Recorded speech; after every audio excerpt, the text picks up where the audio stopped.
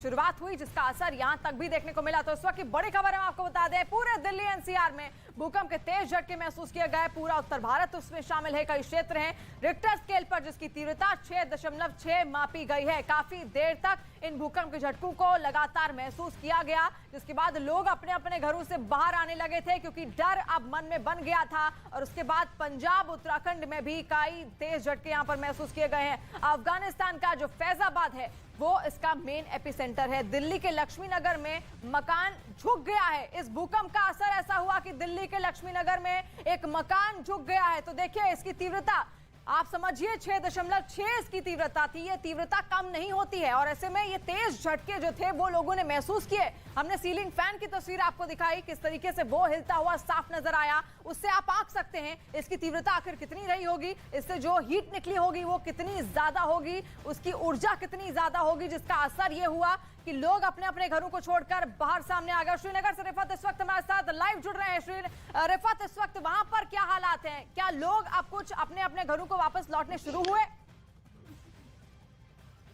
देखिए बिल्कुल, क्योंकि अभी यहाँ पे काफ़ी ठंड है, लोग अपने अपने घरों को चले गए, वापस अंदर चले गए, लेकिन बहुत ही ज़बरदस्त शिद्दत जो है महसूस की गई क्योंकि यहाँ जो यादें हैं अर्थक्वेक की वो अभी भी ताज़ा हैं। 2005 में यहाँ पे ज़बरदस्त भूकंप आया था, हज़ारों लोगों की मौत हुई थी और वो बहुत ही ऐसी यादें हैं जो अभी तक लोग नहीं भूलें। तो आज जो ही ये झटके महसूस किए गए, लोग अलग अलग जगहों पर जो है घरों से बाहर आए, चाहे उड़ी हो, कुपवारा हो, बांडीपोरा हो, श्रीनगर हो, बडगाम हो, कुलगाम हो, अनंतनाग हो, हर जगह पे झटके महसूस किए गए और शिद्दत बहुत ज़्यादा रही यहाँ पे क्योंकि ये नॉर्थ इंडिया का जो पूरा रीजन है वहाँ पे ज़बरदस्त झटके महसूस किए गए। जैसा कि आपने पहले भी बता दिया कि अफगानिस्तान जो है वहाँ पे इसका एपिसेंटर था। पहले इस तरीके की रिपोर्ट्स आई थी कि 7.7 मैग्नीट्यूड है, लेकिन अब रिपोर्ट्स आ रही हैं कि 6.6 मैग्नीट्यूड का ये जलजला था, जिस तरीके से नेशनल सेंटर फॉर सिस्मोलॉजी ने अब ट्वीट करके बता दिया। और इसके बाद जो है यहाँ पे अभी भी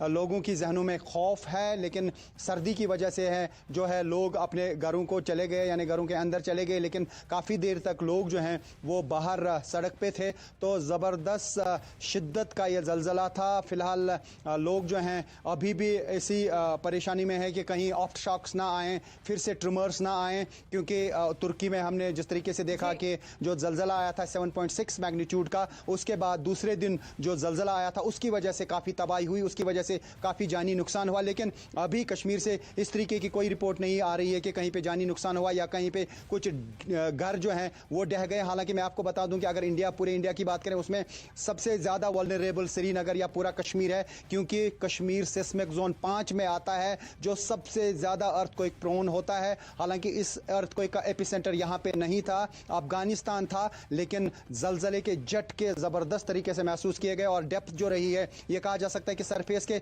उतना अंदर नहीं रहा, क्योंकि 133 किलोमीटर जो है ये डीप रहा, लेकिन शिद्दत बहुत ज़्यादा महसूस की गई कश्मीर में और उसका असर भी दूर दूर तक दिखाई दिया। किस तरीके से पूरा उत्तर भारत इस झटके की चपेट में आया वो हमने आपको दिखाया। और देखिए किस तरीके से लोगों के घरों के जो झूमर थे वो हिलने लगे थे, जो सीलिंग फैन थे वो हिलने लगे थे। लेकिन जो मेन एपिसेंटर था इस भूकंप का, जो मेन केंद्र था वो फैजाबाद बताया जा रहा है, जो कि अफगानिस्तान में है। अफगानिस्तान में ये भूकंप के झटके महसूस किए गए जिनका असर यहां हम तक पहुंचा। पूरे उत्तर भारत में इसका असर देखने को मिला। लेकिन इस बीच एक और बड़ी खबर जो निकलकर सामने आ रही है, आपको बताते हैं दिल्ली के लक्ष्मीनगर में इस भूकंप के झटके की वजह से एक मकान झुक गया है। और दीपक इस वक्त हमारे साथ फोन लाइन पर जुड़ गए हैं। दीपक, क्या खबर वहां से फिलहाल सामने आ रही है? क्या ये भूकंप का ही असर था कि मकान झुक गया?